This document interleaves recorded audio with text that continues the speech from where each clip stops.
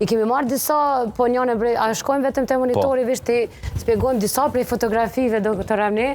Kjo është animacion, me gjithë se duke sistemi bakteria, virusi. Po, sistemi i zorëve të holla, dhe me thonë zora e trash, kësi forme kanë bakteriet, zakonisht, si kanë viruset, si kanë protozoat, apo parazitet. Dhe a mund të prekemi njëkohësisht edhe prej virusit, edhe prej bakterjes dhe të kecohet gjendja edhe ma shumë, për shembull? Po mundemi, tash varet se a janë në qatë mes na ku kemi qenë, ku kemi rënë kontakt. A diagnostikohet me ndonjë analizë, a është virus, a është bakteria, ka...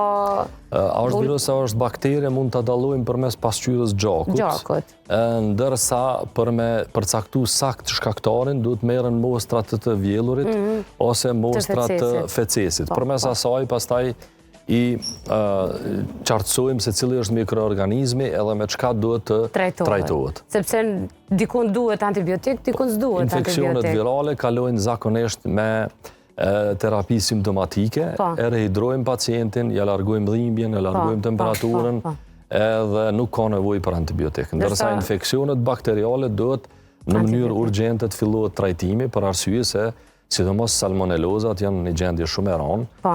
Njëna prej tyre salmonella tyfi, e cila shkakton tifon abdominale, që përpara ka mbytur, më thonë, me mija njerëz, me qinda mija njerëz, edhe nuk guxojmë ta neglizhojmë. E lusë besin best lut në fotoparaprakje që ishte me simptomat, sepse dhe ishta mundal pak më gjatë aty këto. Simptomat e thamë dhimbja. Fillojnë me dhimbje.